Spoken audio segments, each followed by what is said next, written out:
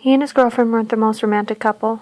Their idea of spicing up their relationship was making out in the dark. He came over to her house late one night, when her parents were out of town, and they lay down on her bed together. He turned off the bedside lamp, held her hands in his, and began kissing her gently. The thing about the darkness is, it heightens your other senses. The sound of her gentle breathing beginning to quicken, the sweet smell of her perfume on the base of her neck, the taste of her lips and the salt on her skin, and the feel of nails beginning to dig into his shoulder. Despite the darkness, his eyes snapped open as he realized that both her hands were still clasped firmly within his own.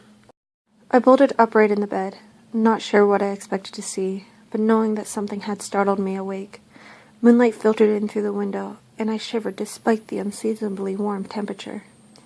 After a few moments, I heard it, a soft tapping of fingers against the glass.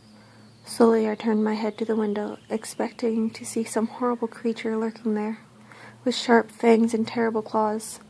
But there was nothing. There wasn't even wind to knock the branches against the window.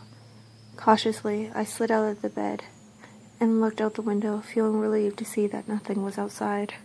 "Just hearing things," I murmured, coming back into the bed. I wasn't used to sleeping alone, but my partner was away on business.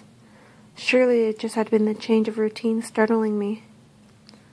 Moments before getting into the bed, I heard the tapping again, slightly louder this time, less hesitant. I spun around, sandy blonde curls sticking to my suddenly sweaty brow. The window was clear. A still and empty sky allowed the full moon to illuminate the ground below, revealing no one or thing outside. This time a loud banging behind me, like fists pounding on the glass trying to escape.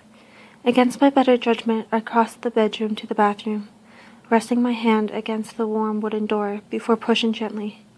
A bit of moonlight spilled into the room, nothing different or odd.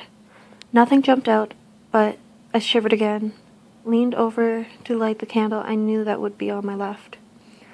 A warm glow seemed much brighter than normal, and I jumped when I caught my reflection.